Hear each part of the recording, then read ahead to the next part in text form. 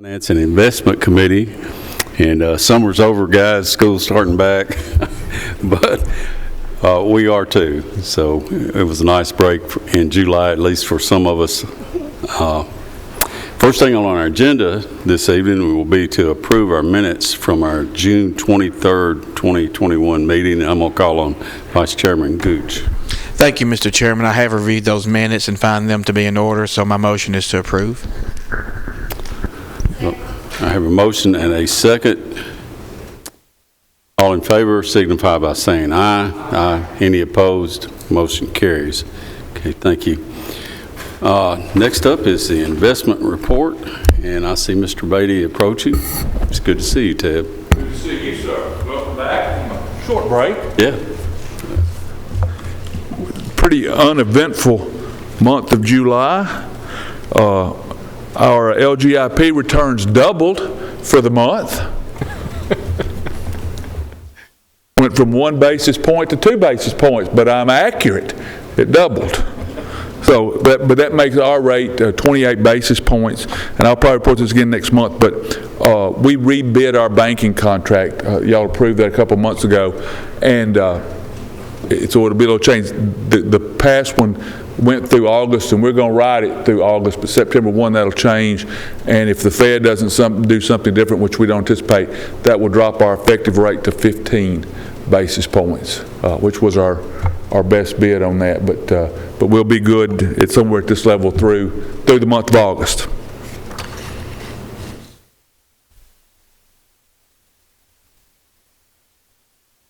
All right, does that conclude your report? Yes, sir. Okay. Any questions for Mr. Beatty? If not, I'll entertain a motion. Motion to approve, Mr. Chairman. Have a motion to approve. Second. And a second. All in favor signify by saying aye. Aye. Any opposed? Motion carries. Thank you, Ted. Okay, next up is our fund condition report. Ms. Lisa? We're going to start in June and probably talk more in June than any month. We've got 2 that we're reporting on. We'll start with the development tax. We ended the year with $6,129,375. That was after receiving $471,000 in June. Going to our cash at the end, we closed our books. Cash totaled $407,221,997, with $362,798,524 being operating funds, $44,423,472 being borrowed funds.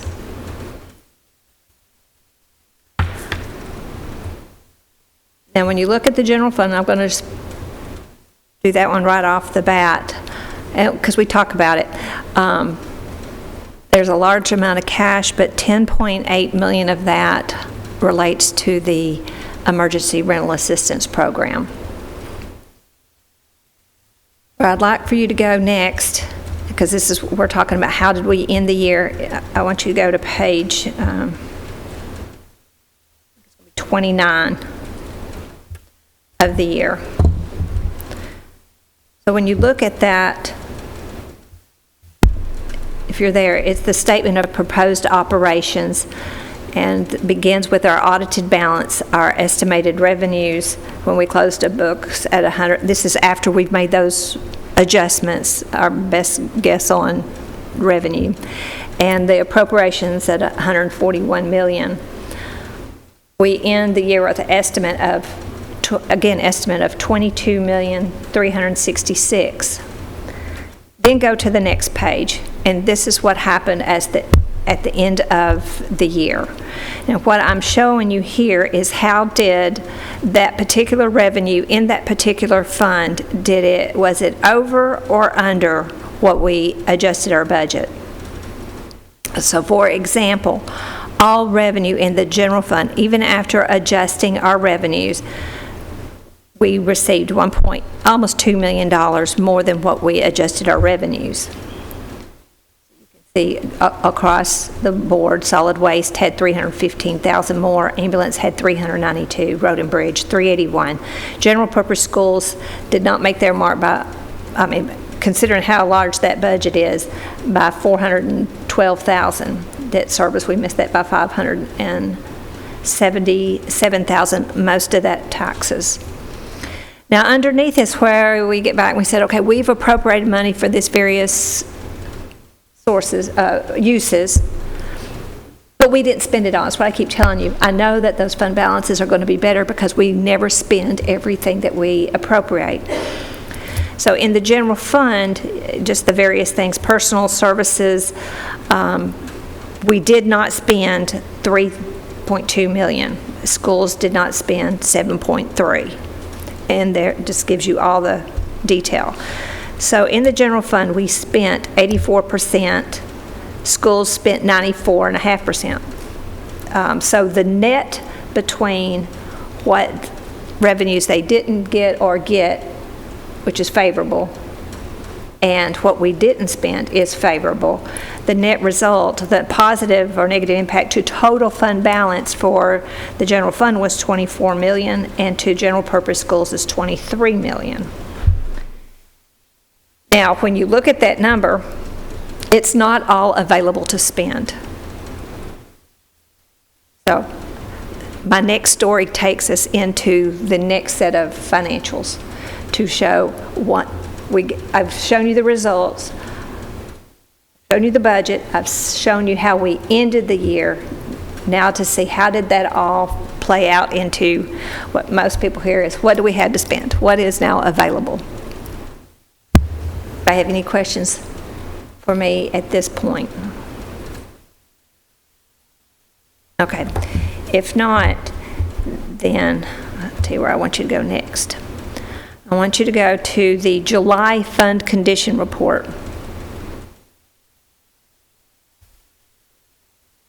And we'll come back and talk about the development tax and cash balances. But where I want you to go next is to the 30th page in that section. That is the statement of proposed operations for this next year. So after we close the books and we apply our current year revenues and appropriations, where are we? So I was getting ready to say, of that money, all that money, a lot of it was restricted, for example, for the emergency rental assistance. It's not there available for you to use for whatever you need, those restricted funds. So in the county general, almost $16.4 million is restricted. Committed is 1.8. I tell you on one fund, it's the same kind of theory on all the other funds. So when we close in the current year, we're looking at a fund balance of $37,233. So that puts us, we end the year for real, after all operations, we've closed our books, we go into the year with a 30% fund balance, which was very nice to have in our pocket when we went to the rating calls last Friday and this Monday, that we were able to say, we are great. Now the schools, with their close, they are ending with a 14.7% fund balance. So that's $64,849,000, compared to the appropriations ends up being so they're going into the year in a good state as well.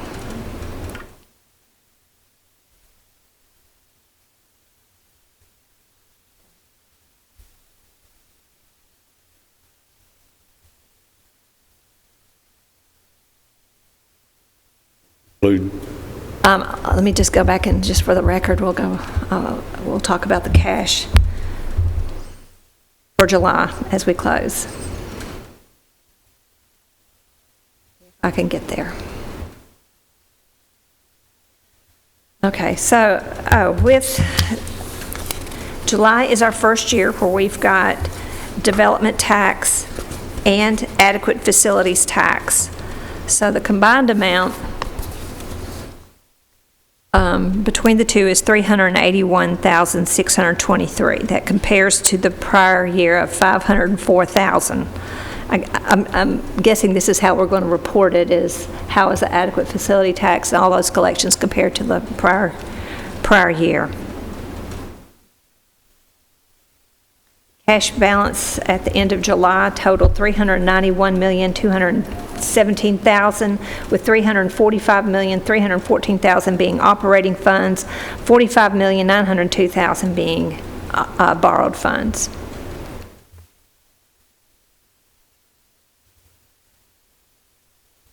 Now, since I went over June, kind of in total, I'm not going to go to the revenue report on June, but in July, the revenue report for July, it's only 1 month of a small amount of revenue. Most of the revenue that we actually receive in July really belongs to the prior year. So that's why it looks small. And I want to touch on the general fund, where we're showing only 0.36% collected. And we're going to see this for several months. Is you just got to remember that 1/2 of the development tax that we were getting was going into the general fund, is now going into the education capital school project fund. So it's it's going to skew our numbers when we look at in total what we've got revenue in the general fund compared to the prior years, because the prior years are going to have development tax, but going forward, it's not. Some consistency you might see would be the fund, debt service fund on the second page, because that one is going to be consistent. Half of development tax went into debt service, half of the adequate facility tax is going into the debt service fund. It's kind of a reminder. Everything else, like I said, it's not a whole lot of activity in the month of July when we look at these reports. Well, one thing Tanya told us the other night at Public Works is that some folks were being extra good to us. Instead of just paying half, they were paying the full amount. So we're just I think you knew that, or you were fixing to find that out. But I don't know that that's a thing. A lot of people will do it, but just so you're aware, and some of y'all are aware, some people are paying the full amount. Honestly, I did not know that. So this that we're getting, it's not where I was thinking it was half, it's all. Right.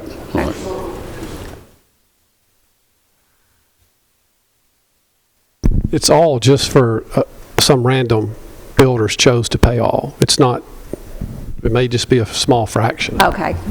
Don't misunderstand that. Okay. But when you see those numbers, they could be skewed because of that. Because of that. Okay. Thank you. Any other questions for our finance director or comments? Hearing none, I'll entertain a motion. Have a motion to approve. And a second. Any further discussion? Hearing none, all in favor signify by saying aye. Aye. Any opposed? Motion carries. Okay, next up is risk management, financial reports. I see Mr. Elam headed this way. Welcome, Ed. Good evening. I also have 2 months' report to give to you. In the 264 fund, if you look under the month of June, you will see the revenues, $7,876,949. Expenditures, $10,176,181, with a negative difference of $2,299,232. There was total enrollment, 6,333. Total for the year, for the calendar year, $49,263,478. In revenue, expenditures, $43,746,496. And then for the fiscal year, we ended the fiscal year, the total is $84,595,064 in revenue, expenditures, $87,528,829. Revenue less expenditures is a negative $2,933,765. For the month of July, you'll see the revenue on the calendar year. We had enrollments of 6,302. The revenue we had $1,822,293. Expenditures $6,390,487. And the total for the calendar year is $51,085,771. Expenditures, $50,136,983. And the year-to-date for the calendar year is the same as the numbers that I gave you for the calendar year. On the 264 fund, you have for the month of June, in workers' comp, $23,980.89. For OJI, you have $36,765.38. And the total for the month of June is $60,746.27. And the year-to-date for the fiscal year is $154,628.40 on workers' comp. OJI, $512,851.31. And your total is $667,479.71. For the month of July, and the year-to-date for this will also be the same.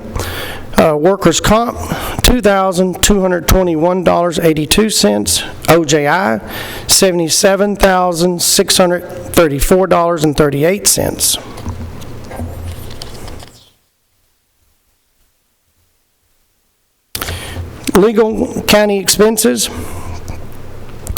For the county attorney, you have, for the month of June, $25,627.30. And for the month of July, you have $35,002.88. Mr. Chairman, that concludes my report. Are there any questions for Ed? Have a motion to approve and a second. Any further discussion? Hearing none, all in favor signify by saying aye. Aye. Any opposed? Motion carries. Thank you, Ed. Thank you. Have a good evening.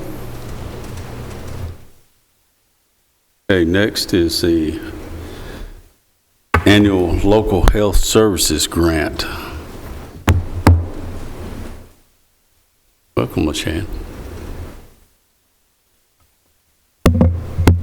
Good evening, Mayor Ketchum, Mr. Chairman, and members of the committee. Tonight I'm presenting to you for consideration the standard 39-page grant contract by and between the State of Tennessee Department of Health and grantee Rutherford County Government for the provision of the local health services with the start date of July 1st, 2021 and an end date of June 30th, 2022, also defined as our scope of service and deliverables. The grant total is $2,839,210. This is an annual contract that is consistent with our previous year's contracts. Additionally, it is a non-competitive grant funded to all 89 counties. Mr. Chairman, I'll turn the floor over to you, as it does conclude my report, unless there's questions. Okay, this is the annual contract that we typically renew each year, which is funded through the state. So, any questions for LaShann? Hearing none, I'll entertain a motion. Mr. Chairman, I'll make a motion to approve. I have a motion to approve and a second. Any further discussion? Hearing none. All in favor signify by saying aye. Aye. Any opposed? Motion carries. Mark, do I need to call roll on that since we are spending? Probably should, since this is... Yeah, let's call roll. I just realized we spent money there. Commissioner Johnson? Yes. Commissioner Piercy? Yes. Commissioner Stevens? Yes. Commissioner Allen? Yes. Commissioner Dodd? Yes. Commissioner Gooch? Yes. Commissioner P? Yes. Okay, motion carries. Thank you, Mark. Keep me straight there, buddy. Thank you. All right, next is a video interpretation grant. Have I got that right? Yeah. Okay. Good evening, everyone. So earlier this year, we applied for a grant to do video interpretation in our courtroom settings and also provide it for some of our other services. As a Title VI coordinator for the county, I am charged with finding interpreters for those who have language barriers or either translating materials or those type things. And so one of the things that we noticed is in the court system, somebody would come to court and we wouldn't know till they got there that they did not speak English fluently enough to participate in the court proceedings. What this will allow us to do is to be able to, it's a virtual, so we have a code that each courtroom, each judge will be assigned a PIN number, so we'll know what courtroom is utilizing the services, what cases are utilizing the services to bill the AOC, which is the Administrative Office of the Courts. We have worked with them this past probably couple of years trying to get this set up, and hopefully if this works out the way we intend it, Rutherford County will be the pilot program for the state of Tennessee. And they have asked, once we get this worked out, that if it works out the way we intend, that we would assist in rolling out this program with the other 95 counties to provide this service. What this will do is delay the courts from having to postpone a case or continuance to find an interpreter, so it'll be an immediate except for trials. So with this, the grant was approved. The appropriation was $100,000. Worked with our IT department to get the necessary equipment and services to install what we need for this program, and that's what this budget amendment is for. It's for the line items where the money will be allocated to order the equipment that we will need to make this successful. Okay, that sounds really good, especially since this is a no-match grant. Any other questions for the director? Motion to approve. Commissioner Johnson makes a motion to approve. And a second, Commissioner Piercy, thank you. Any questions for Sonia? Hearing none, call roll, Mark. Mr. Johnson? Yes. Commissioner Piercy? Yes. Commissioner Stevens? Yes. Commissioner Allen? Yes. Commissioner Dodd? Yes. Commissioner Gooch? Yes. Commissioner P? Yes. Okay, motion carries. Thank you, Sonia. Next is the Highway Fund Budget Amendment. Like I just saw you.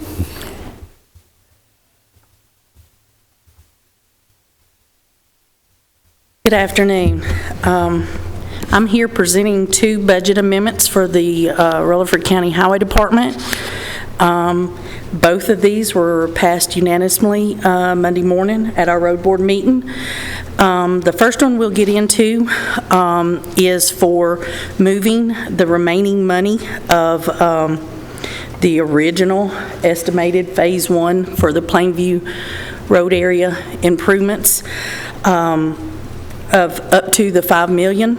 So we are going in and asking for $927,235 decreased from our fund ending balance and put in the appropriate line items that have been cost centered strictly for the Plainview site so that we can keep up with that. So that money's going into accounts for engineering services, other contracted services, asphalt, crushed stone, general construction material, pipe, other supplies and material, and right-of-way.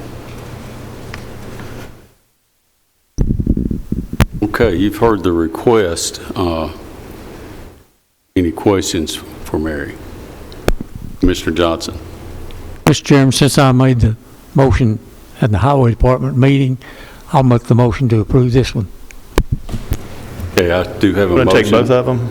Do you want to take both of those Let's keep amendments? these separate since Okay. the other one's salary. Okay.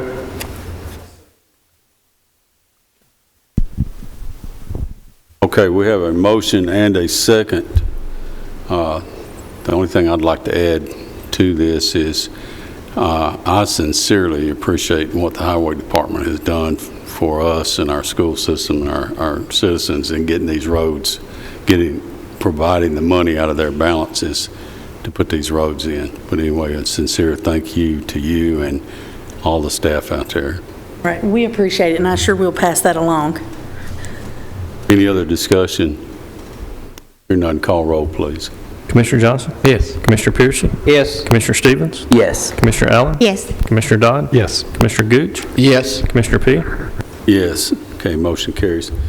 Please continue. All right, and my second budget amendment is going to be for salaries for all of the employees at the Rutherford County Highway Department. The salary increase is for across the board. It is an hourly increase. We have not done percentages.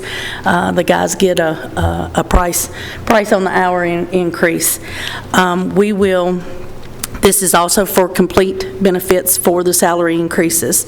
Fund ending balance will be decreased $84,620, and the Public Works fund ending balance will be decreased $13,490, and it will go in all the appropriate line items for the salaries and the benefits for these. And just for the record, the Highway Department did, we were in the black, so we finished in the black, so there was money put back in, fund ending balance, and this mere $98,110 is just a drop in the bucket from what we put back, just on savings. Johnson. Mr. Chairman, I seconded this motion and the board. I will make the motion we approve this one also. I have a motion to approve the request. Do I hear a second? The second, Commissioner Piercy. Any further discussion? Hearing none, please call roll, Mark. Johnson? Yes. Commissioner Piercy? Yes. Commissioner Stevens? Yes. Commissioner Allen? Yes. Commissioner Dodd? Yes. Commissioner Gooch? Yes. Commissioner P? Yes, motion carries. Thank you. Thank you. Okay, next is funding for the Old Rockville gym roof. Not sure who's going to do that. Is that the mayor? I'll take that. Thank you, Mr. Chairman, members of the committee. We've been back and forth for probably a month trying to decide who actually had control or who owned the old Rockville School building. The Rueton Club in Rockville has had a long-standing lease on that piece of property, and the Conservation Board, with Mr. John Marshall as chairman, has the money through the Conservation Board to put in a new floor. It's wore out and they're ready to expend the money, but they don't want to put in a new floor because the roof is leaking. So we did some research. We found out that there was a transfer, I think it was quitclaim deed back in '09, I believe, was made from the school system to Rutherford County. So it's actually our building.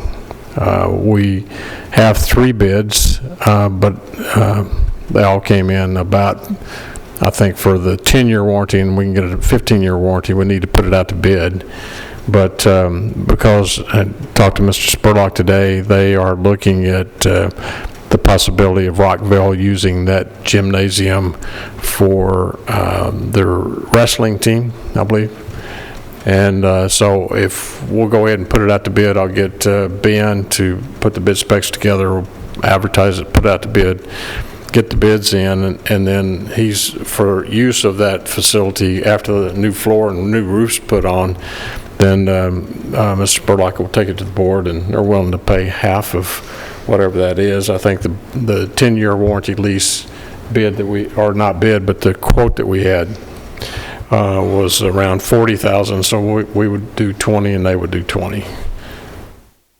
Okay, so you need a motion for 20,000, but Well, you're no, going to bid it. we're just going to put it maybe- out to bid, and then we'll come back, whatever the best bid is at that point in time, we'll come back to you next. So you want a next month. motion to go ahead and do Yes, sir. this, Yes, or sir. to put it out to Yeah, bid? put it out to bid, that's what I'm looking for.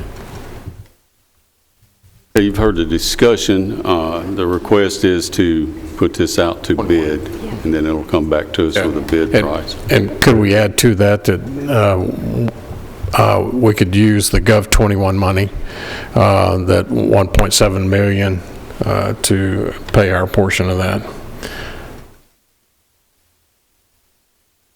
That's what I would recommend. That the Gov 21 money has got, Gov 20 money does not have the deadline that Gov 21 has. We've got to have it spent by June 30th. Of 22. Of 22. So which one did you say? Gov 21. 21 then? Yes, sir. Okay, instead of Gov 20. So do I hear a motion? So moved. Commissioner Dodd, thank you. Second. Andy, second. Commissioner Johnson. Any other questions for the mayor, or any questions about this project? So our motion is essentially to use Gov 2021 money for this, because we don't need a motion to bid it, because that's proper procedure. Right. So, okay. Okay, if you're ready, go ahead and Yes. call roll. Mr. Johnson? Yes. Yeah, I'm sorry. Commissioner Piercy? Yes. Commissioner Stevens? Yes. Commissioner Allen? Yes. Commissioner Dodd? Yes. Commissioner Gooch? Yes. Commissioner P? Yes, Mayor. Yeah, I was just going to say, thank you, Mr. Chairman. After this is done, then we'll just, they can do it, the Department of Education do a resolution and take it through his board, you know, because of the use of the facility for wrestling. But let us get through this step first, and then they'll do their thing, and then reimburse us Okay, thank you, Mayor. for use. Okay, next is the sale of Miller Road property. Mayor, do you do this with them? Oh, just a minute, let me get Mr. Sam.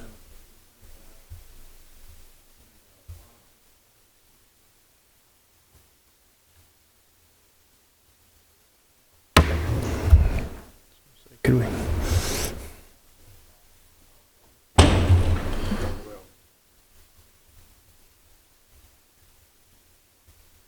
Sorry about that, Mr. Chairman. I was over at the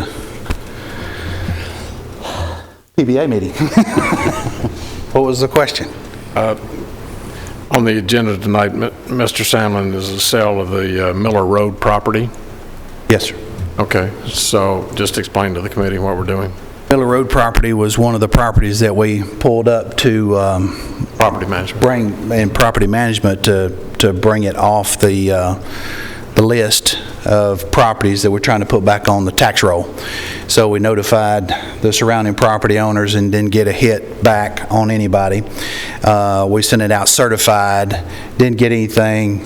Commissioner Buchanan talked to the church personally and some of the other neighbors, and so we got a offer from a neighbor right across this piece of property, which this Miller Road property is right behind the church out there. And the church was not interested in it, but this person's grandmother lived across the street for a number of years, and so I think he's just purchasing it just I don't know what he's going to do with it. He may donate it back to the church or something. They're in that type of business, and he's offered the price. I guess we can say that price now because we're not auctioning it or offering it for sale. So this is the offer that we have is $2,500. So this puts it back on the tax roll.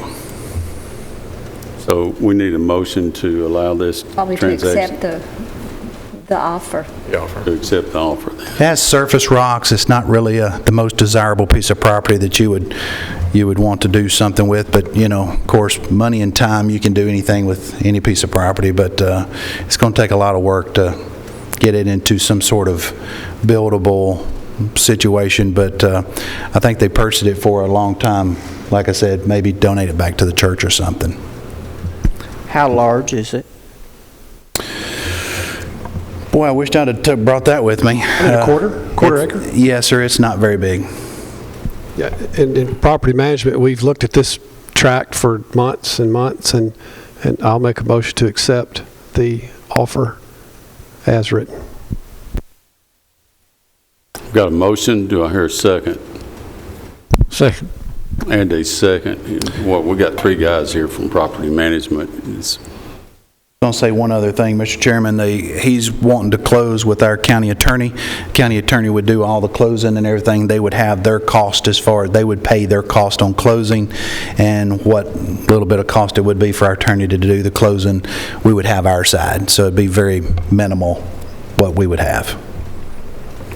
And if they wanted another survey or something, that would be on their side as far as the buyer would be doing that. It wouldn't be on the county side. It's not but an acre or two, and talking to Veronica, she said there's just there's no grass that grows on it. It's all sheer rock, limestone rock with some prickly pears and some I can run downstairs and get you the size. I'm sorry, I didn't bring that up. So it can't be more than an acre. Not very much. Yeah, less than an acre. Okay, I have a motion and a second without any objection, or if somebody wants to know more, Mr. Piercy, I mean, I'm fine to, okay, we're good there. I understand. Okay, so we have a motion and a second. Any other discussion? Hearing none, call roll, please. Commissioner Johnson? Yes. Commissioner Piercy? Yes. Commissioner Stevens? Yes. Commissioner Allen? Yes. Commissioner Dodd? Yes. Commissioner Gooch? Yes. Commissioner P? Yes. Okay, motion carries. Next is a application for the comprehensive opioid stimulant and substance abuse site-based program grant. Carl? I didn't know which one of y'all would be here tonight, so welcome. Well, I'm out of my comfort zone. I'm not going to kid you about that. Denise is on vacation and Melanie offered to come, but I'll do it. Okay, committee members, this is a request for authorization to apply for a comprehensive opioid justice. Excuse me, let me start all over. Like I said, I'm out of my comfort zone on this. We're requesting authorization to apply for a comprehensive opioid stimulant and substance abuse site-based program grant from the United States Department of Justice in an amount of $471,807. This grant will primarily fund the salaries and benefits of 2 employees over the next 3 years. And this is a no-match grant.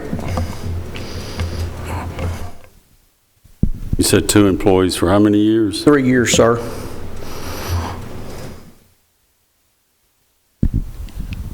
Mr. Chairman, this came out of public safety, didn't it?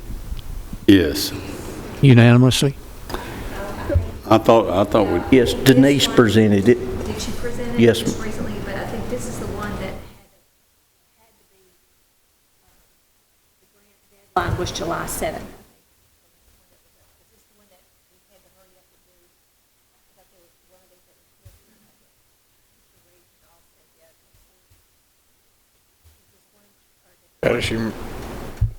I want to think that we saw this one. I may be mistaken there. And you're right, we did have one that was forwarded.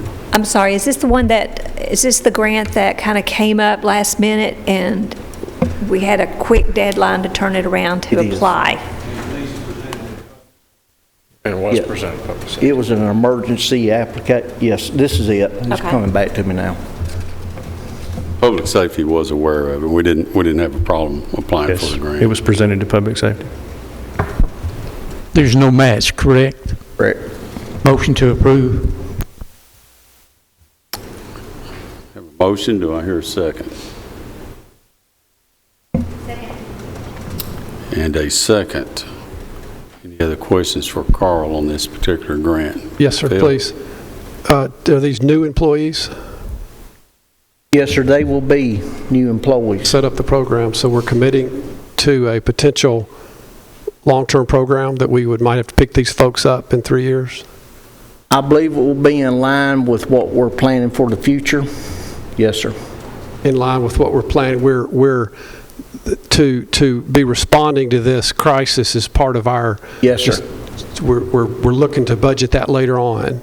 Just Yes, sir. kickstart it with this. Yes, sir. But I do want to know that, I do want to say, just declare that we will be committing to new employees long-term probably with this. I support it, but we're starting another department. That's Very correct. small one, but okay. No, it's not another department, sir.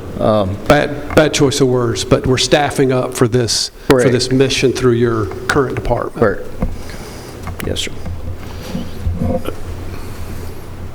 And this is another situation when you can say no. As far as at the end of that grant period, whether you want to continue, you know, we always got the right to say no unless it's otherwise stipulated. So. We could see its success rate. Right. For instance, correct? We could see its success rate over the 3 years. I would hope so. Yeah. Any other questions? Mr. Chairman, I have a question over here. Mr. Stevens. Do we anticipate getting any funds from the opioid settlement from all the lawsuits that have been filed all over the country? Yes, sir. We were a participant in some of that. Yes, sir, we do anticipate getting some, talking with our attorneys, pretty close to the settlement, and there was a settlement made week before last, but it's going to be over a 17-year period. And we don't know when Big Pharma or Purdue will be sending that. I'm sure the attorneys will get their piece first, and of course we went ahead and were forced into joining in with the state of Tennessee. So it will trickle down to us over a 17-year period. I don't know when we will get that. So can that money be used to fund these positions when we get it then? Yeah, hopefully in 2 years, yes, sir. Well, we should be able to do that. Well, I normally don't vote to grow positions with grant money, but opioids are things that are run all over the country. They come in from other countries and they're taken from state to state. So I do think the federal government has a role to play with interstate commerce on those, and the Department of Justice.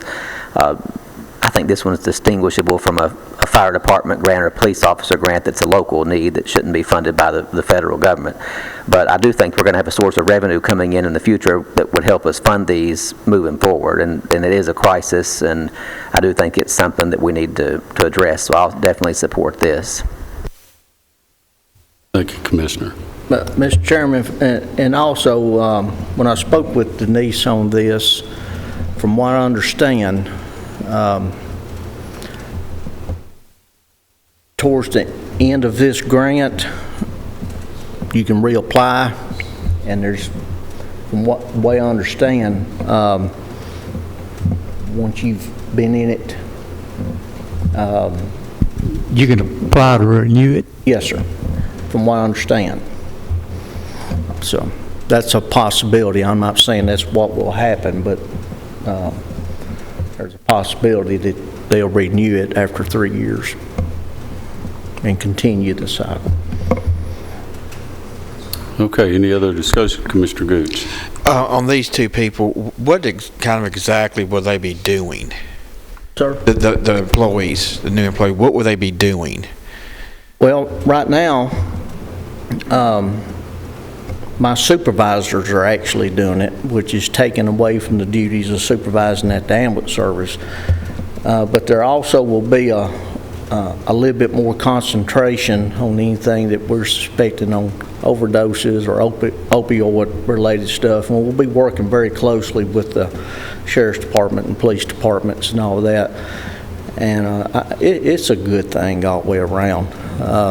It's something we'll be able to focus more time on than what we're able to do now with these 2 extra employees. And so I'm assuming it'd be education. Oh, yes. And yes. I guess coming up with solutions and treatment. All the above. All right, thank you. Any further discussion? Hearing, I was just going to add one thing.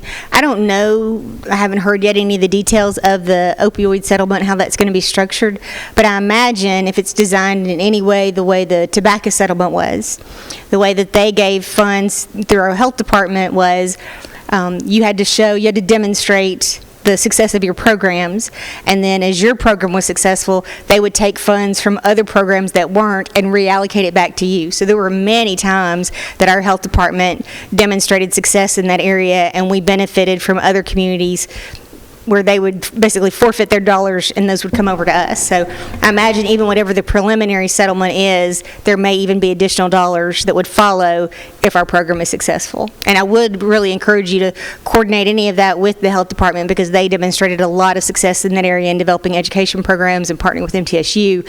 So they've kind of already walked this path a little bit for you. So I think they'll be a great partner in this. Thank you. Chairman Reed, did you need to make a comment or like to? If you would, please approach.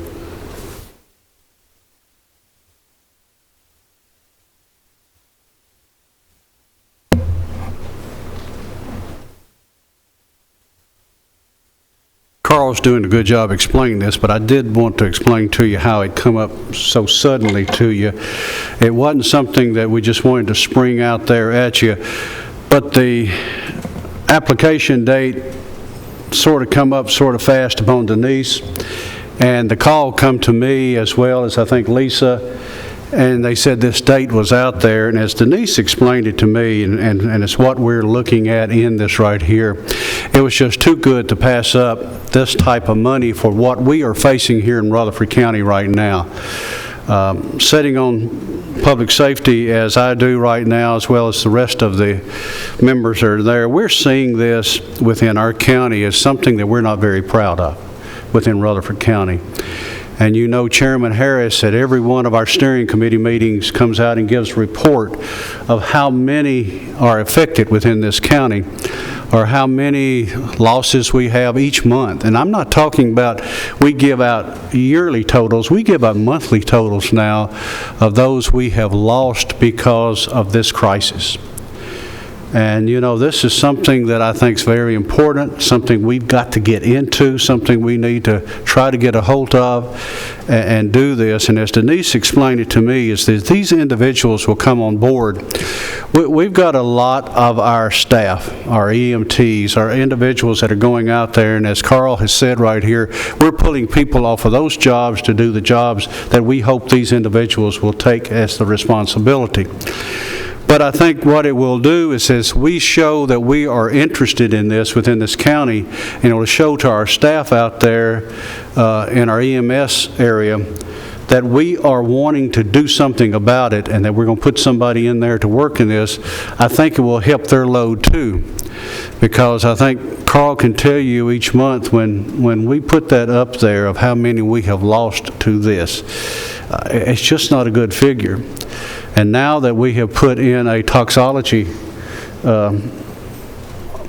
department within our EMS system, and gentlemen, and ladies and gentlemen, we'd like for y'all to come out at any time to see this. We're to that point right now, I think, aren't we, Carl, for people to come and see this facility that we now have here. But it's just a sad sight. Not only in the loss of that life, but the effects it has upon families within Rutherford County. So these individuals will be very important to us. They'll be important to the ambulance service. They'll be important to the sheriff's office. Some of the things they can do, our law officers can't do because of the way of how they work. But these individuals can also, I see our superintendent of schools sitting out here, they'll be able to work with them too.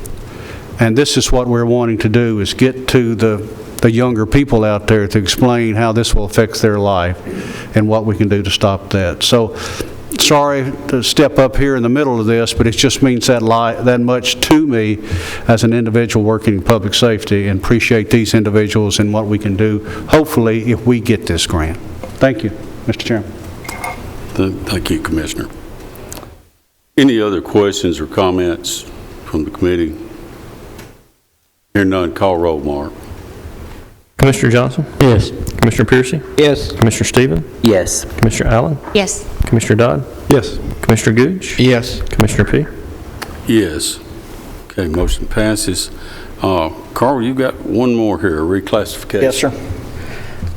Andrew Rowe, one of our paramedics, has completed all requirements to become a paramedic 2. He has completed his critical care certification as well as rapid sequence intubation certification. We are requesting to raise his pay grade from a paramedic 1 to paramedic 2. This is approximately a $2,000 increase for Andrew.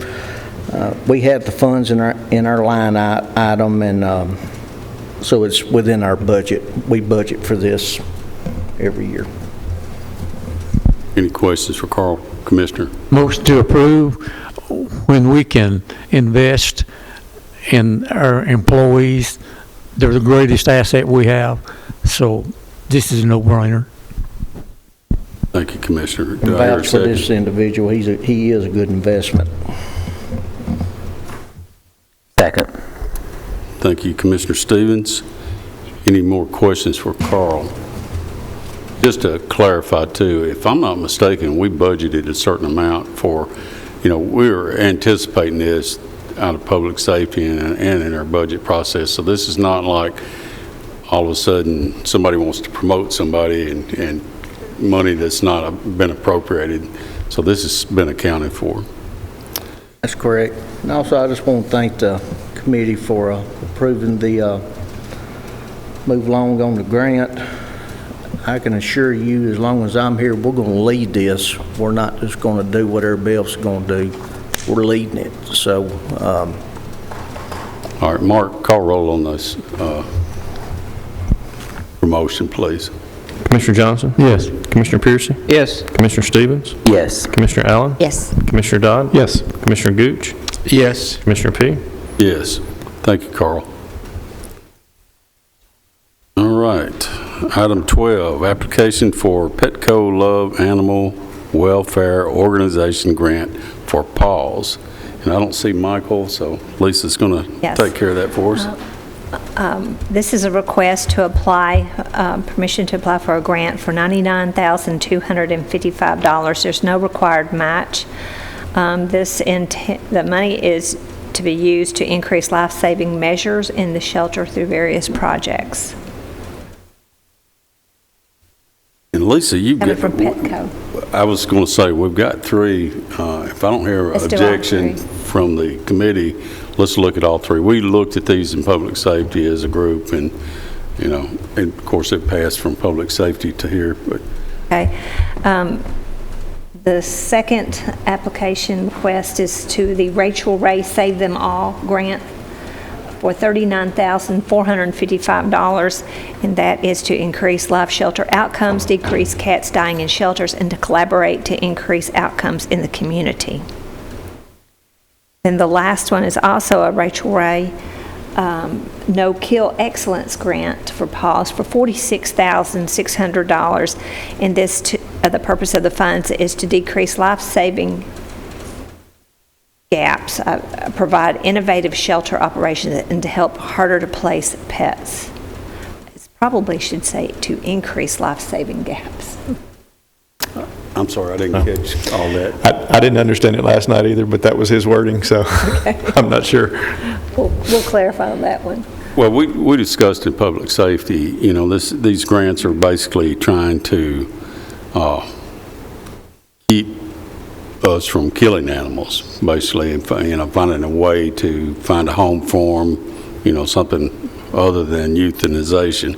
And my question to these grants, or at least the no-kill, was, does that require us not to kill an animal? because there are some cases where we cannot help but do that. You know, that's not anything we want to do, and I'm not just being flippant about saying that, but I wasn't ready to enter into a grant that would require us to say, no, we won't kill any animals, because it's not possible for us not to do that on some occasions. And the director did agree with that. So just so y'all know, this does not tie our hands. What it does, it gives us money to help us find a home for these animals, other than euthanization. Mr. Johnson? Can we take all three of these at the same time? Yes, they're all please. no match. Is that agreeable with everybody?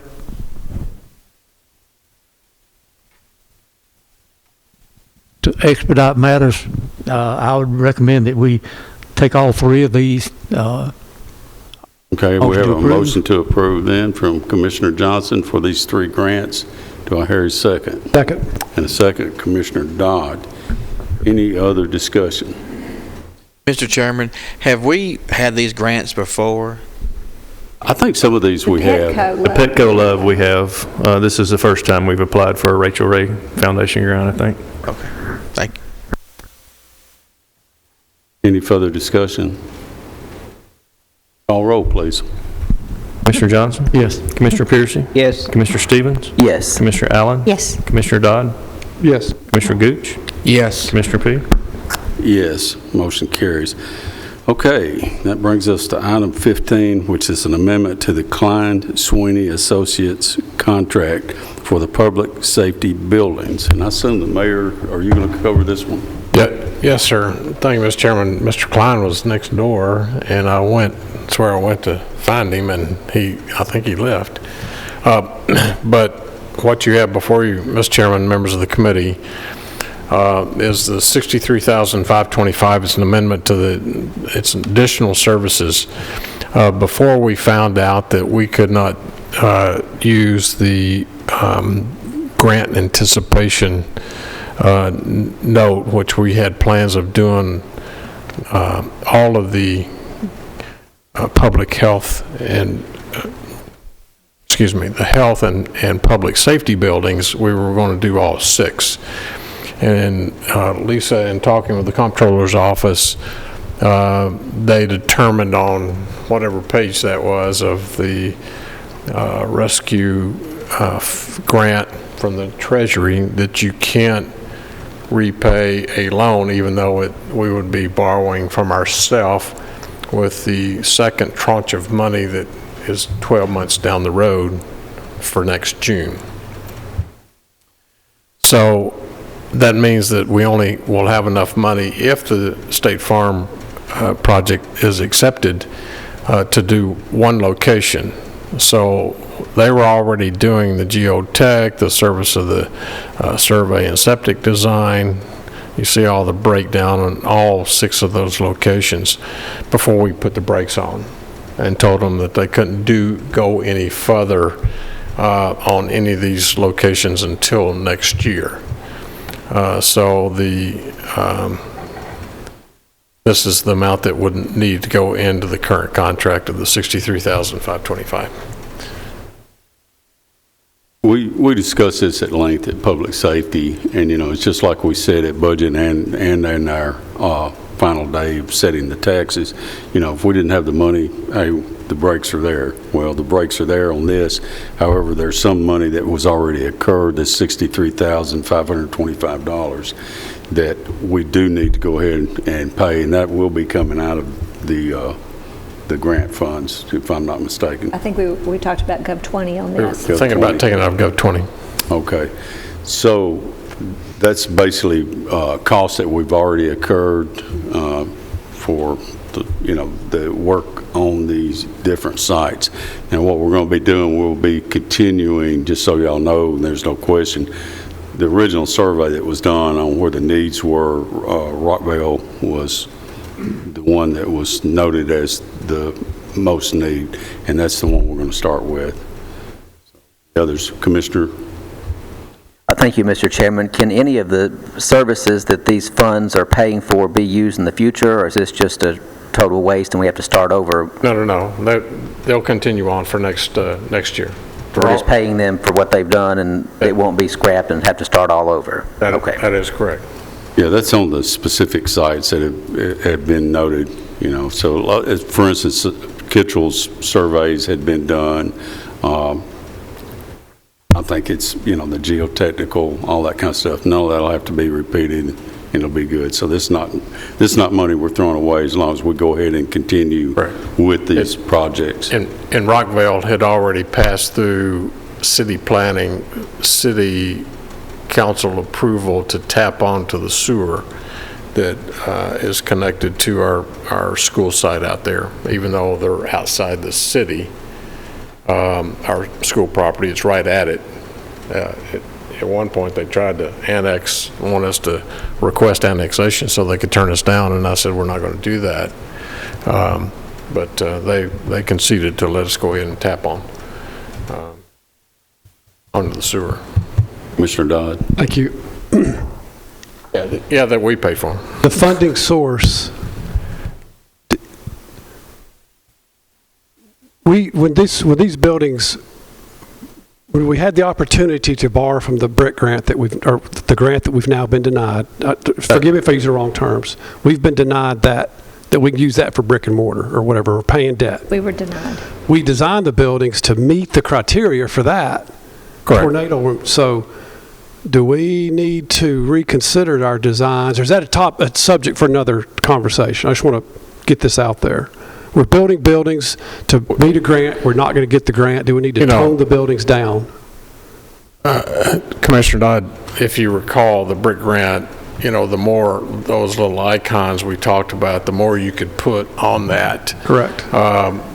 Lifelines. Yeah, all what they consider lifelines. It may be a $1.5 million building, and we ramped it up to a $5 million building, or it could be a $2.5 million building. We ticked off those icons to achieve a grant that we're not going to get. Yes, sir. Did we overbuild the buildings?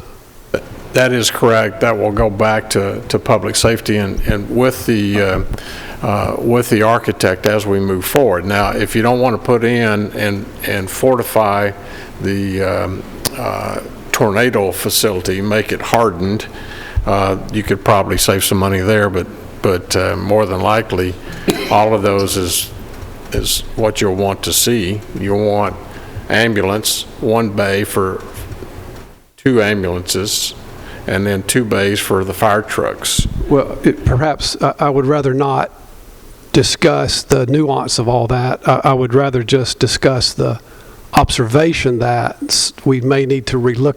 I don't think this board can look at that. So I'm not questioning our judgment thus far, but I want somebody to look back at the design. Yes, sir. Before we did talk about that. Is it who will? It's public safety. Public safety. And Klein will discuss. That's correct. Property management too, probably. Sir. Property management probably would do that too. Property management will look at it as well. Good to see it. What do we have invested in the designs and drawings of these buildings as of now?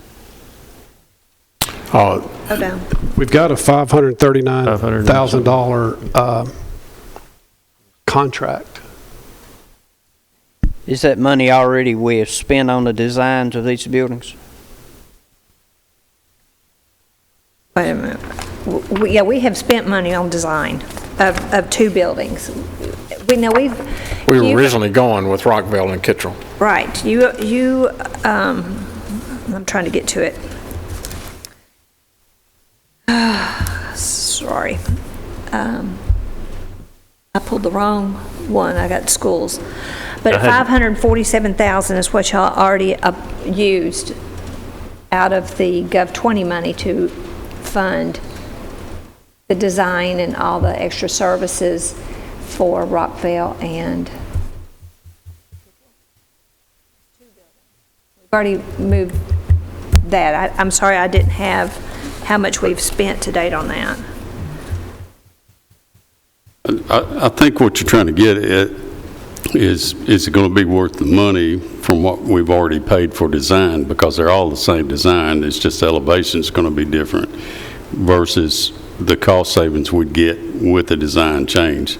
So I think that's something we can discuss at public safety with our. Already invested $500,000 in design. It's a little late to be trying to tweak it, because you're just going to invest more money in taking away or whatever. And the buildings that I have looked at, the design, they're pretty basic, other than maybe the tornado shelter. But still, it would be a good add-on to have for a tornado shelter, especially if you've got ambulance people there, you've got fire people there, and you could have some close community people there too. I don't think I'd back up and redesign it at this point, but that's just my thoughts. We had preliminary design, or preliminary numbers. I believe Mr. Klein from Klein Sweeney had preliminary numbers from 2 different contractors, and I believe that the commission gave approval to move forward. It was between 4.8 and 5.3 million, something like that, to move forward and take it from this first tranche of money from the U.S. Treasury. So they're probably looking to break ground sometime this fall.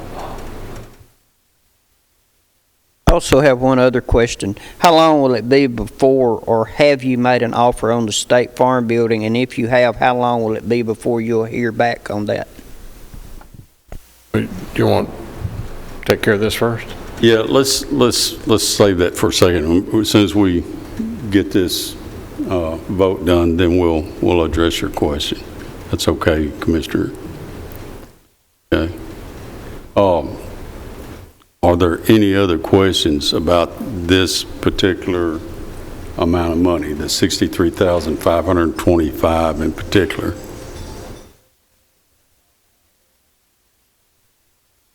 Hearing no more questions on this specific item, call roll, please. I need a motion and a second first. Oh, I'm sorry. I thought we had that. I'm sorry. I'll make the motion to approve this. I think these are justifiable increases despite my earlier comments. So I'll make a motion to approve the additional funding per this note. Okay. I have a motion and a second. From Gov 20 funds? 20. Okay. Is that okay, Commissioner? Gov 20 funds? Okay. Again, same thing.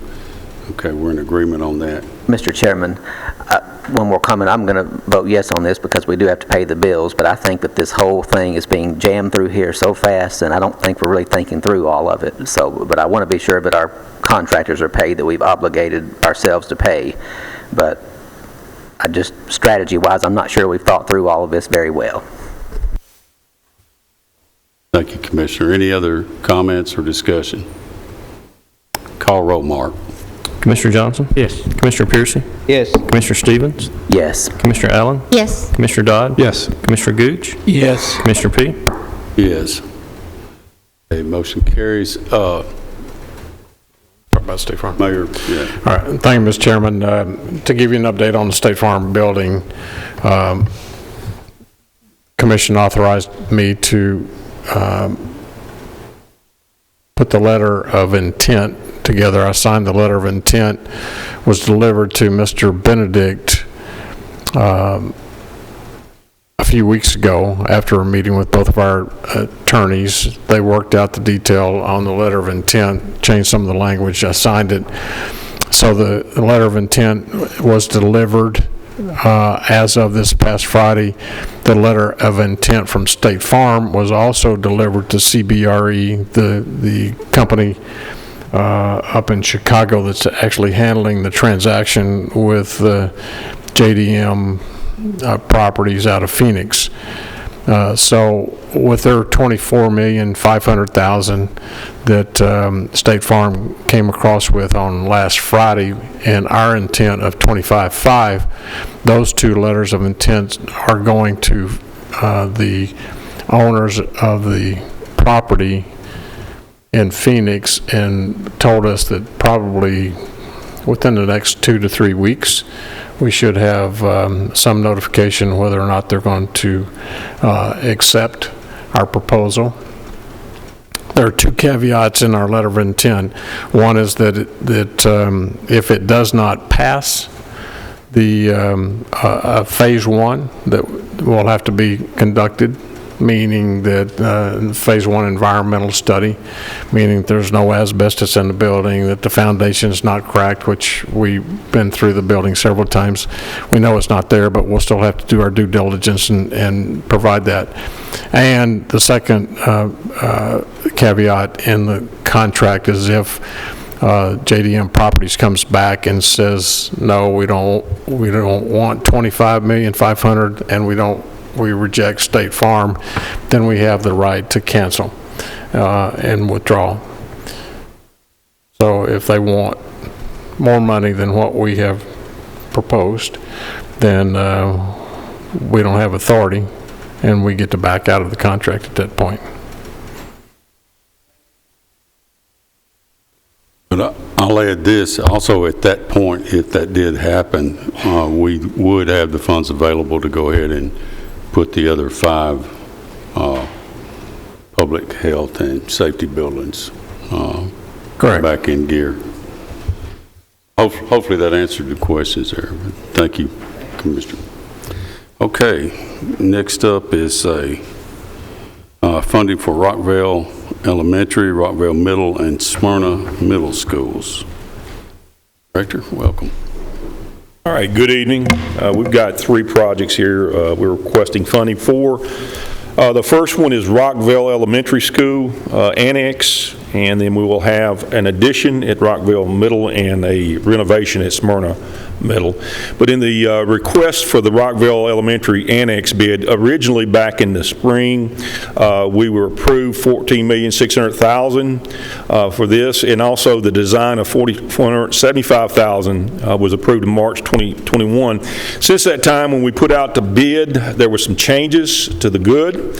The bid came back from Biscan Construction, and it was in the amount of $12,085,368. Also, since we were already allocated the $475,000 for the design, we also looked to add to that fund $1,788,301 from closure of a future elementary project that we were looking at, and also the closure of the Rock Springs Elementary Annex project funding of $2,336,385. So with this bid that came back at $12,085,368, we seek to reduce this bond by a total of $7,114,318. So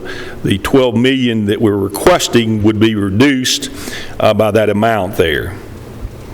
We would like for Biscan Company to receive this bid, and like we said, the future funding would be reduced of this $12,085,368 would be reduced by $7,114,318. Are there any questions on that? Mr. Chairman, do you want to take these together or separate together? I'd take them all together. We'll go to all together. Okay. We'll move on to the next one. This is, and by the way, the Rockville Annex, the Rockville Elementary Annex, that adds 25 classrooms. The next one is the Rockville Middle Classroom Additions. This will add 22 classrooms. Once again, the bids went out earlier in the spring. They came back, not bids that come out with the projection earlier in the spring. We were approved for $9,815,750. We also got funding for the design at $329,250, and the total cost was $9,815,750. When we went out to bid, it did come back a little bit lower at $9,132,000, and of course that would be subtracting the $329,250. So we are requesting that we accept once again the Robert S. Biscan Company in the amount of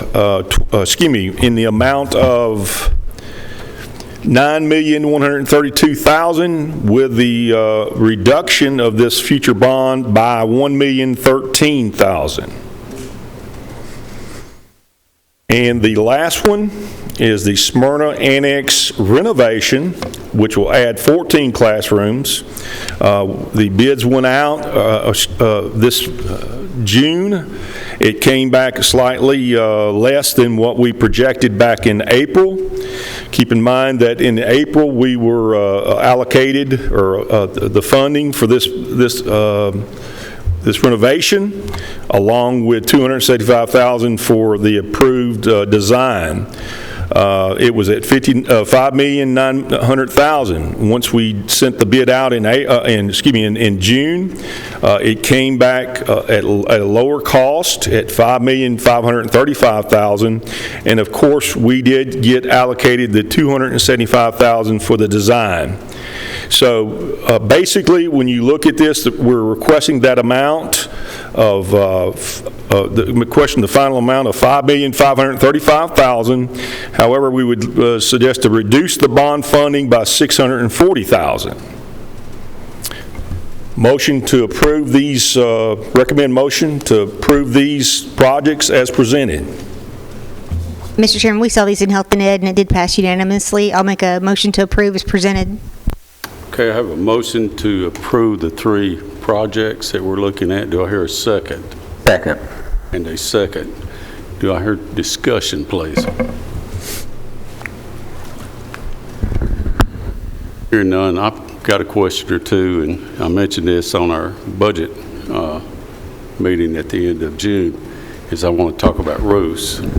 I know these were bid earlier than, some of the discussion we had on the roofs. However, is it possible that the roof bids be looked at in these particular buildings? Or how have you done that? Because basically you're going to write a specification on... I think those bids have already been put out.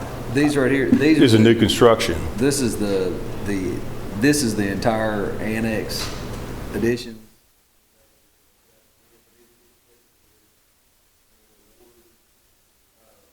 And because it was 8 million, we came in 8,700,000 and it's what, 17,367,318 under what?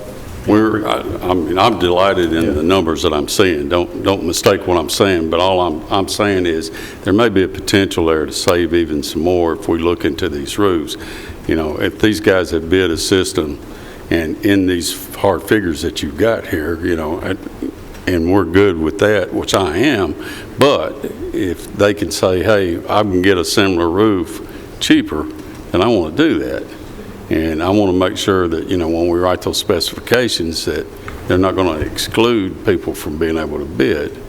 And I would like... I think, let me see if I'm getting you correct. You want us to pull out the roofs out of the whole... I'm not wanting you to pull that out. What I'm saying on these particular issues here, can you go to these contractors and say, hey, we're good with your bid here, but can you look and see if we can save some money if we went to a different roofer?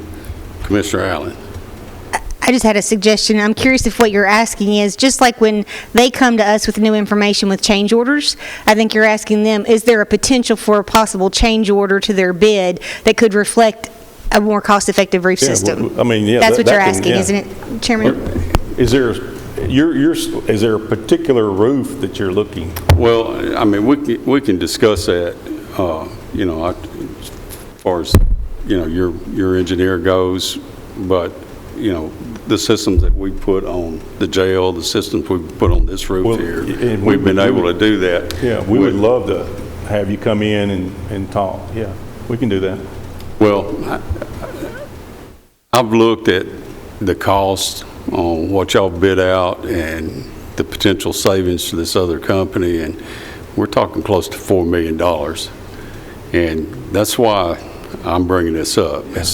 I'm not trying to step on anybody's toes, and I'm not telling you what to do. Yeah. You've got the right to do that. Right. But I got the right to spend the money or not.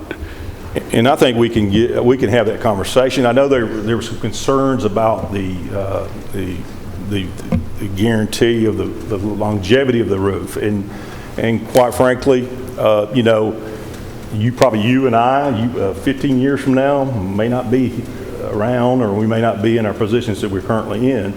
but someone will have to be there. So I think it's a conversation that we probably need to have with our engineering and construction person, because there's this, there's this short term and there's this long term.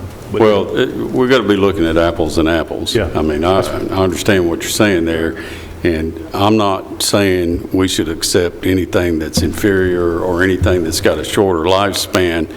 You know, you've got to figure in the cost for the longer lifespan on whichever system you go to. Right. You know, if this other system is cheaper, but it only gives you a 10-year, right. But then again, you can renew it in 10 years, you got to figure both the first 10 and the second 10 to compare and make it apples to apples. I think we can have a conversation about that.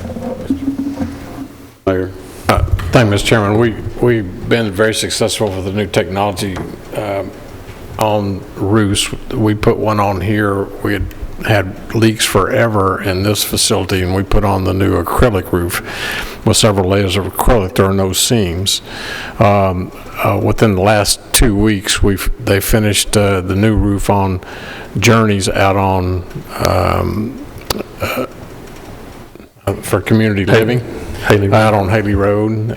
So that went on a metal roof, so they coat that, and we're putting it on the building next door. And then also we have a new roof going on to the old school building, or the school administration building over behind MAC, with the same type of roof. So these are not for brand new roofs like we just did at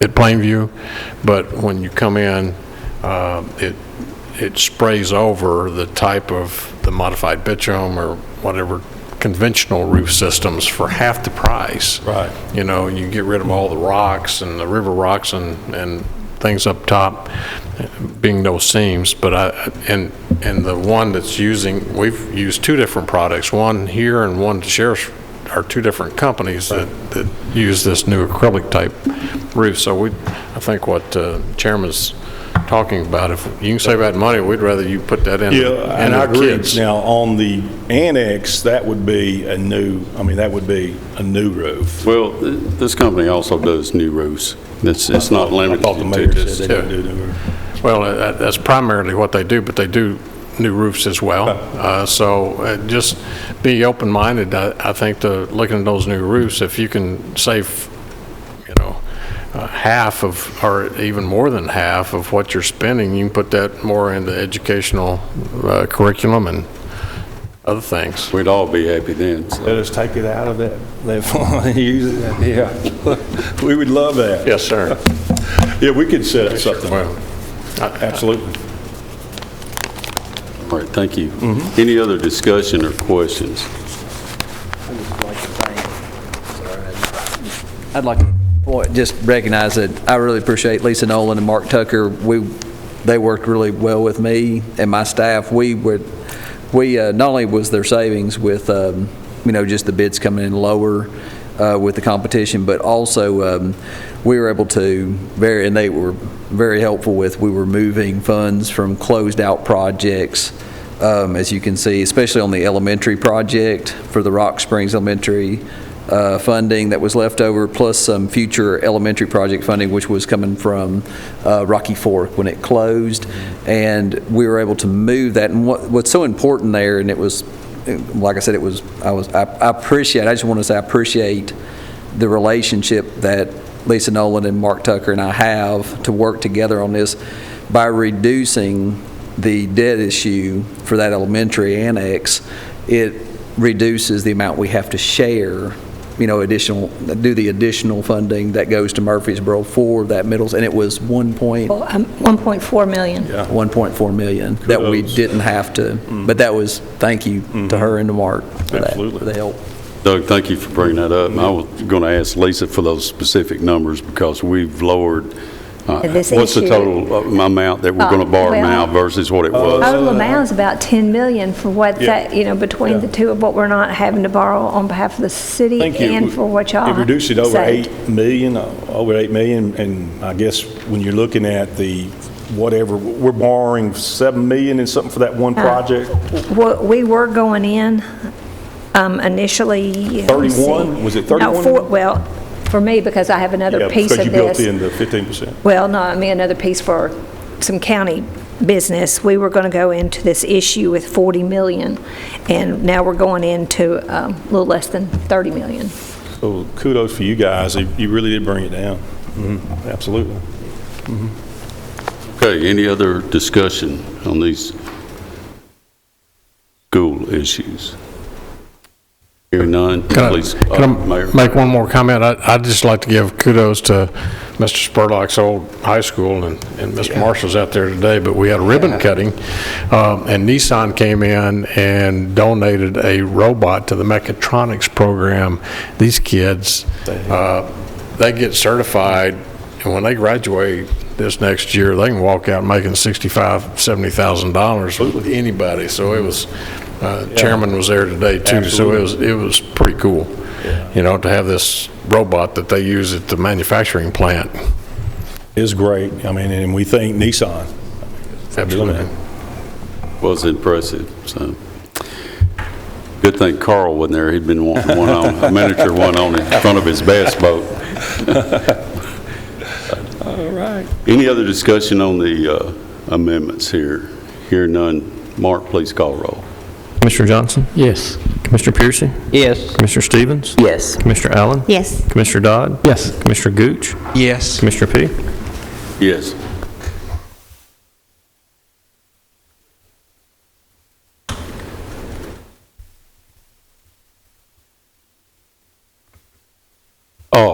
Mark Klein did come back. We missed him just a second ago. Mark, is there something you'd like to say, Mr. Klein? You're welcome to come on. This is related to the public health buildings we voted on a few minutes ago, so. Well, I just wanted to make sure you understood the money that you voted on, that was for the 4 additional sites. That's all the preliminary work for geotechnical, survey, environmental, and we were already, when you guys approved the additional buildings, the pre-was design, we released the engineers, and then when we found out the funding couldn't be used for those buildings until you get the next tranche of money, they were already 50% in to that work. The geotech had been done, the septic had been staked out, so it's hard for me to stop those guys and to come back to us and they say, hey, you owe me some money, and it's like you quitting a job halfway through, we'll never get a good return for it. So they need to finish that work, and that way when those sites go through, you have that work already done because you're going to have to do it anyways. And that's what that total amount of money was for. The question was, Mr. Klein, is this will already be done, so when we start next year, we don't have to start over and do it again. Correct. Right. We're basically throwing away money if we didn't do that. Plus, as Commissioner Stevens pointed out, we'd be owing money for work done and not having paid it. And I don't think that's a good business. Any other questions for Mark? Thank you, sir. See you guys. All right. Let's see where we're at on here. General Fund Amendment for Emergency Rental Assistance. I believe, Lisa, you got the next couple. Yes, sir. This amendment, it moves the funds from the prior year into the next year. Just a reminder, it was slightly less than $10 million that they advance funded to us for this program. We have $7,633,059 to move into this year, and that is what I am requesting. The funds to go to part-time. And we've not, let me just stop here. We have not hired any personnel to operate this. We've done it within the load of the finance department. So I put in overtime. We've not spent a lot of overtime, but 2 ladies in my office are working. In my view, any time that they work above, they're working on this. This has created overtime, so we've applied all their, any time that they have overtime, it's coming into this project. So there's an amount for legal as you go down that is there to help assist the renters that are in kind of a a situation where they might be going through or incurring legal fees, or the landlord has incurred legal fees in trying to get them out. And in helping solve the situation, that's what that money is for. Rent, of course, is self-explanatory. As far as utilities is too, I am surprised at the amount of how little that we've had requested for utilities for this program. Other contracted services, that will be something that we're going to talk about later. That I will tell you what it's for, and then when you get to it, it is an amount that we are setting aside to help pay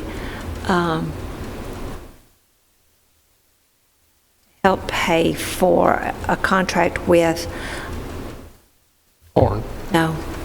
Legal Aid Society? Thank you. No, Legal Aid, sorry. Thank you. Legal Aid Society, because this program has created a burden for Legal Aid Society on helping those people through that eviction process.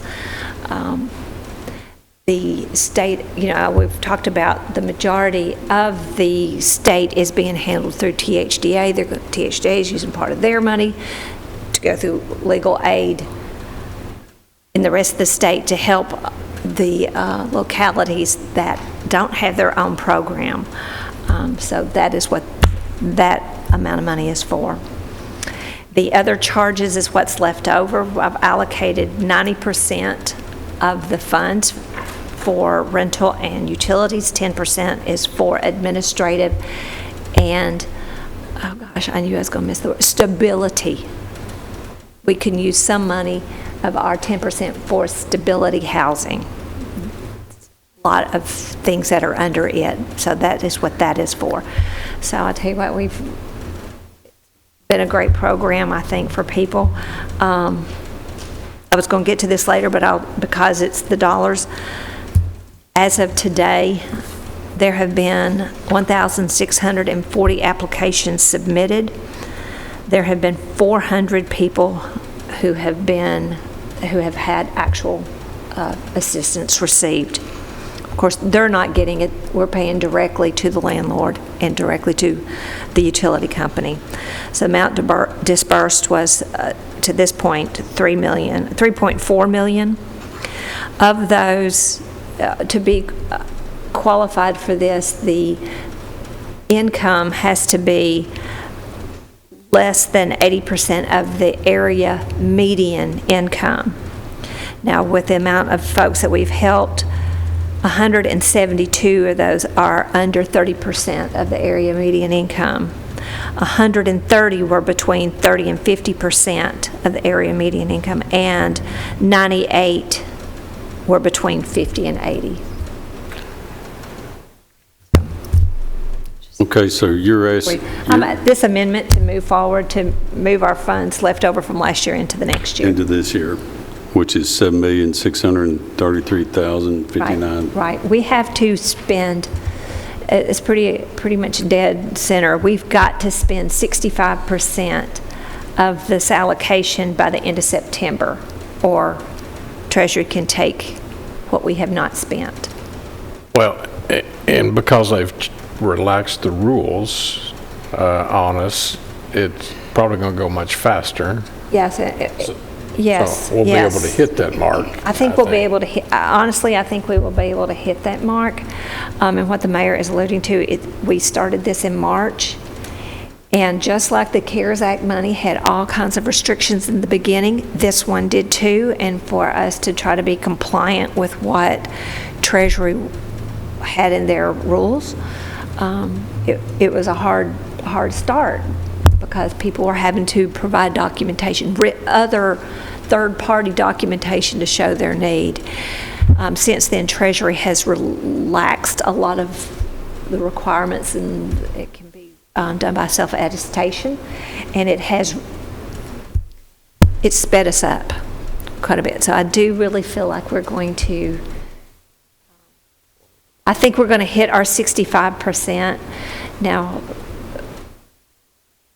there is a potential, and they're working through that if the state and THDA can come to agreement with how the contract will be, there's a potential, maybe, that we get another $10 million. Well, if it's unused, it also returns to the Treasury. Right. There's a lot of people out there that need this assistance because of COVID. But, you know, I've had some people contact me. Most of them are, for instance, people that have rental property, and they're saying they're getting theirs in, but the problem is a lot of times the renters are not, they don't have the information that they need. So hopefully, relax it. I mean, it's been relaxed. It just takes time to get through all these massive applications. Well, the other thing too is we want to make sure that we're giving money to people that deserve it and meet the criteria. If they don't, right, we're not just giving away free money. So Reva listened in on THDA's, and I think they reported there's no way that they're going to be able to spend all their money, so their portion will go back to Treasury. okay, so you've heard this discussion of $7,633,059 left over from this grant from last year. Request to move it into this year's budget. Do I hear a motion? Motion, do I hear a second? Second. And a second. Any further discussion or questions? Call roll, Mark. Commissioner Johnson? Yes. Commissioner Piercy? Yes. Commissioner Stevens? Yes. Commissioner Allen? Yes. Commissioner Dodd? Yes. Commissioner Gooch? Yes. Commissioner Peak? Yes. Okay, motion carries. Lisa's also got these next two and related there, if you want to go ahead. Yes, sir. I'm going to back up. On a side note, we also received $3,165,000 thereabout for the second part of the emergency rental. It's part 2. But we have until September 30th of 2025 to spend it, so I've not brought an amendment forward on that one yet, but it's sitting in our bank. Okay. So this next one in there, it looks like to be 5 of them. This first one, all of these amendments are moving grant funds that you've already approved from prior year and has moved it into the next fiscal year, that monies that have not been spent. So this first one is for the final quarter of the AFG smoke alarm grant for the fire department to purchase and install alarms. The grant ends 9/30/21, and there does require a 5% match, which why you see $651 being requested to move from unassigned fund balance.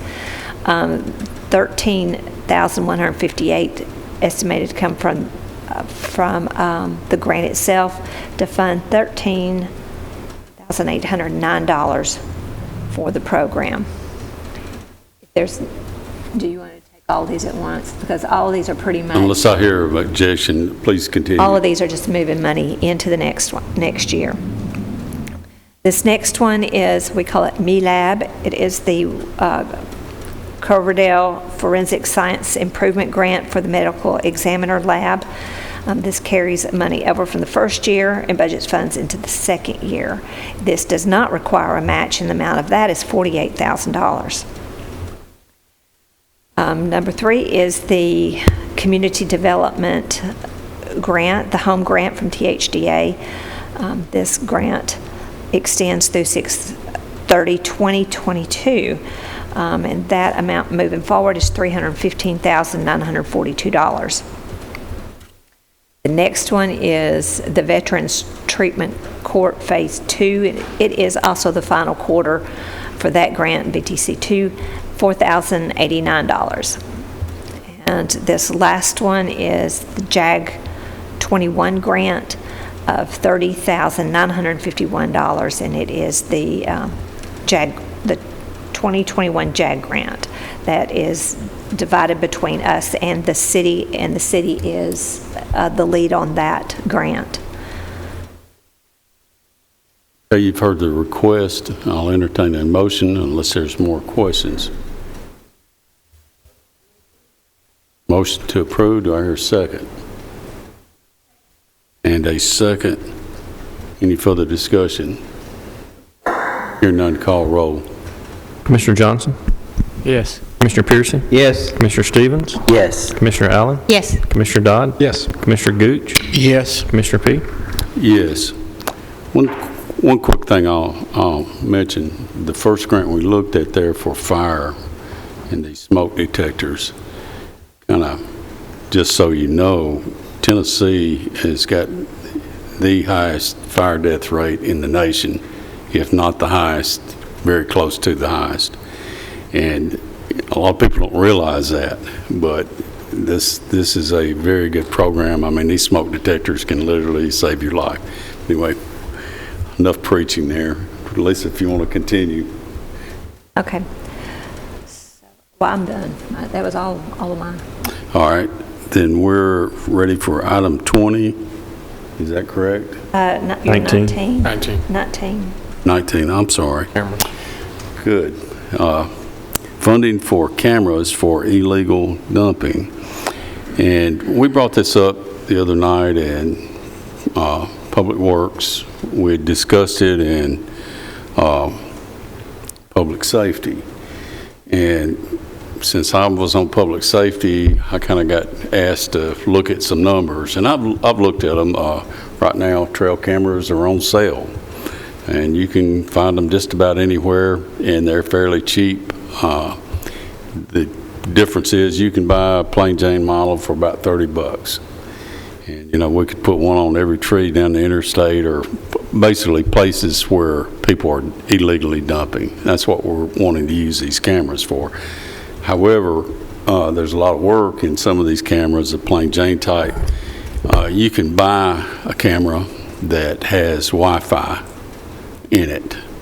And basically, anytime it takes a picture, it'll send that picture directly to your device. When I say your device, your cell phone.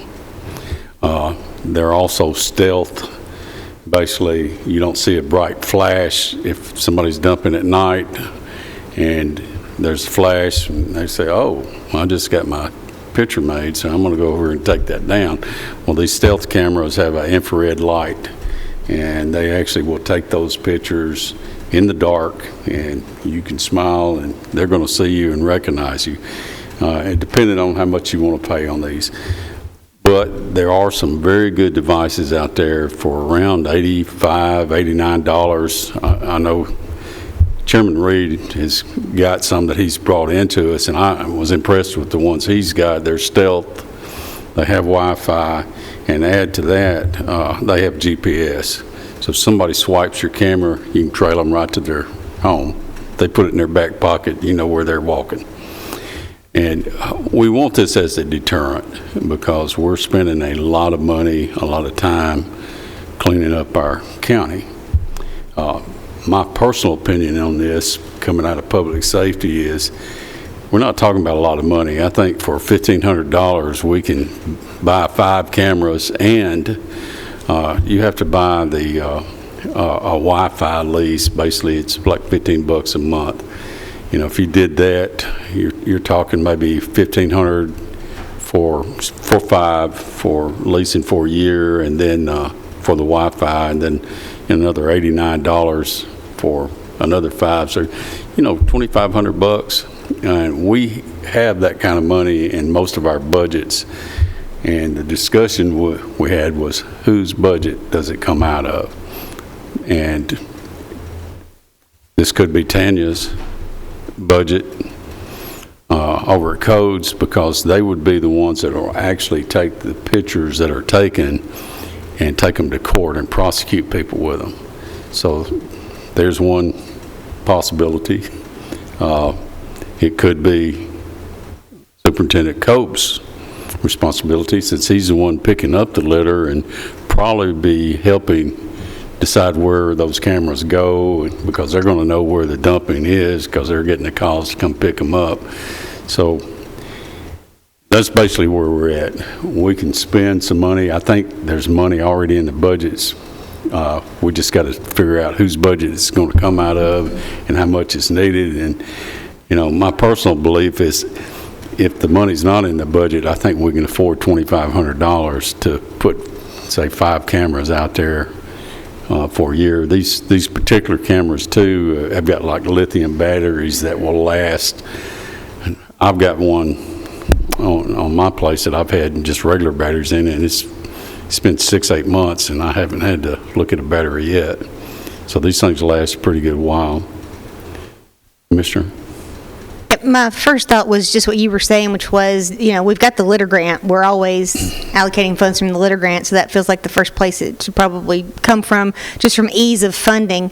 My other question, though, is I wonder when these people are prosecuted, can we not reclaim some of that money from fines? Maybe speak with the judges and have that money put back into this so it's just kind of a self-sustaining program. It sounds wonderful to me. Like I said, I just, whatever we can do to reach out there and get people's attention and get them to stop doing this. The only other question I have is I'm assuming this will probably go on private property, so will we need some kind of permission from the private property owners? And then also, too, and a lot of times in public areas, you have to place signage that warns somebody that they're being videoed. Is that going to be a thing? Is that anything that we need to look into? I doubt it. I mean, I don't know about you, but I'm constantly getting calls. I'm in the rural area, and I've unfortunately had people dumping on me. And when I say dumping on me, they're taking the shingles off 2 or 3 houses in a dump truck and dropping them on my property. So who's got to clean that up? That's the kind of thing I'm talking about. I had a constituent call me in tears, had paid to have a house demolished and paid the fees to have it dumped. And lo and behold, she got a letter from Codes, back when David was over Codes, and someone found a letter, her name on it, at the bottom of a pile, which was her former house, dumped on their private property. And the guy that she had paid to haul it to the dump, dumped it somewhere else and pocketed that money. Well, David took care of that for us. But that's the kind of thing that's out there happening. As far as getting permission from a private landowner, most of the time we're getting calls and saying, hey, can you come pick this up, clean this up for me? This keeps happening. What can we do? And they're going to be requesting, once they find out that this is out here, I think they will request us to do it. Yeah, I'm just wondering if we don't need to have something with Nick, just something formally saying we've got their permission to do it. That's all I'm thinking. Mayor? Thank you, Mr. Chairman. Where I was asked by Public Works and of course Commissioner Buchanan, she's had several drops. Property owners calling her. She in turn would call me. I call Bill Cope. And since they're in charge of the litter grant, they immediately go out the next day and make pick up of the couches and chairs, et cetera. So at that point in time, if you as a commissioner get that phone call, we send them out. That's probably where we'll put it. Put the cameras. Commissioner Reed donated 2. Matter of fact, just last week. They're not the Stealth, I think. But he donated 2, and they were going out the next day and putting those up. So the discussion came about in Public Works that need to allocate some of that money. The majority of places they're going to put these are on trees up higher where they can't be stolen. And it's usually in the right-of-ways. But it's usually the person calling, giving us permission, can you do something and catch these people who are dumping on my properties? As far as posting is concerned, we've already checked that out with TDOT.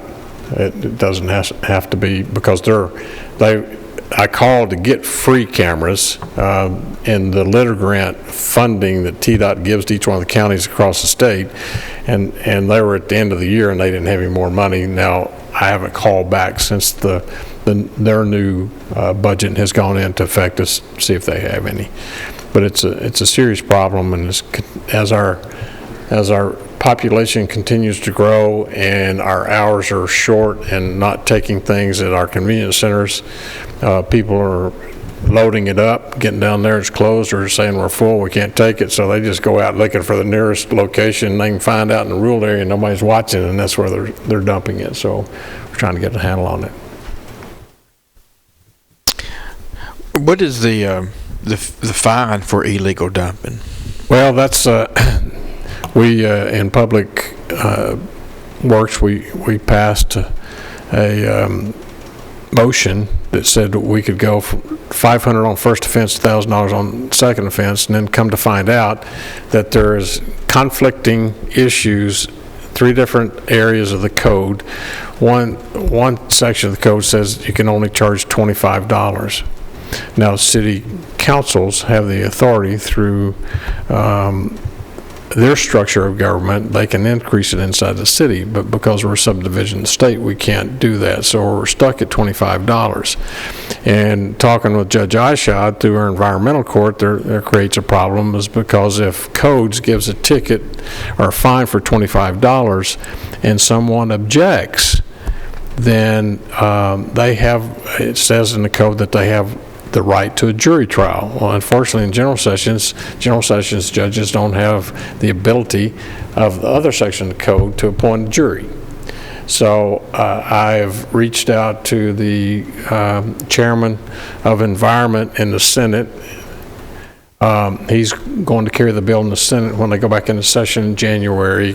Jeremy Faison in the House, he's the caucus chairman in the House, lives in Cocke County at the foot of the Smoky Mountains. He will be carrying the bill, and the House of Representatives to go in and clean up the code and try to go statewide with statewide fines.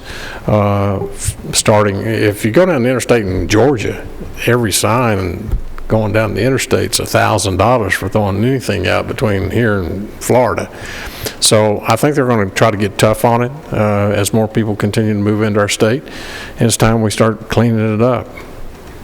So that's where we are, and maybe we can clean up the code while we're cleaning up our property as well.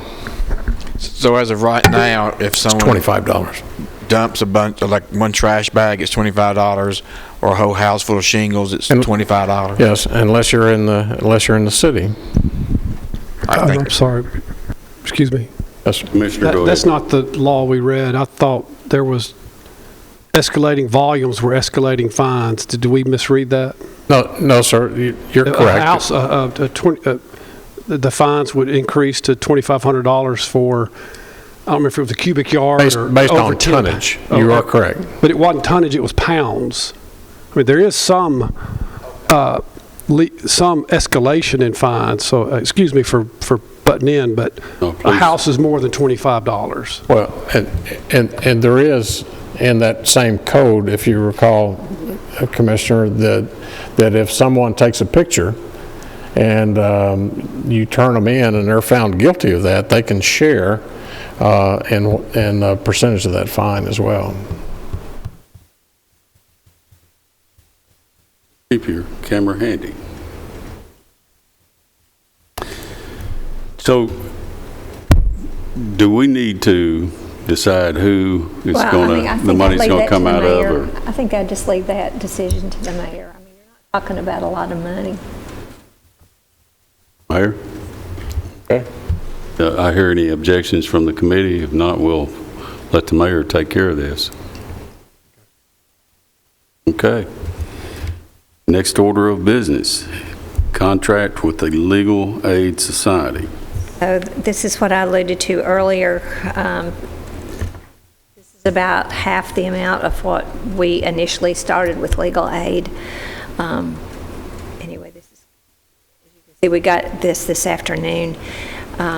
There's one part that, anyway, the estimate, and I will say this, will be between $91,600 up to $98,000. I'll round to $300 depending on what we settle on the indirect cost rate. The amount that is in here is calculated at 10%, but they put in here it depends on whether or not that's the maximum allowed under what our funding would allow. I will say that the other amount that they have for their indirect cost rate, what they're applying to the state, is nearly 18%. So it's just a slight variance, but still, even with it at the 18%, it's half of what we initially were talking about between Legal Aid Society to help these folks that are facing eviction. So it's not in form. I just kind of wanted to get a okay on this, that between now and commission it would be in form of a contract, but this would be kind of scope of services and cost.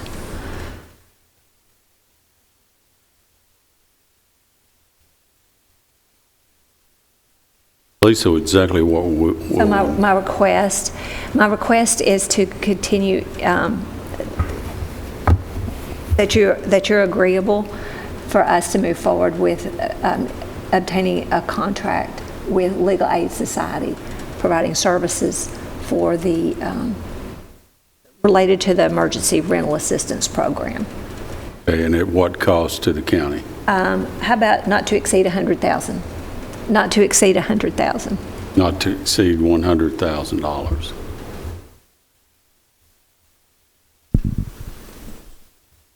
And this is related to the emergency rental, and is this money refundable to us? It's part of that 10% that's used for administrative.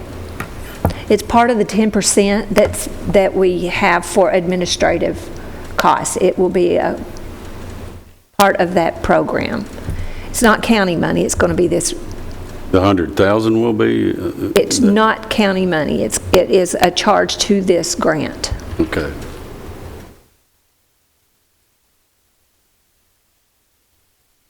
Mr. Stevens.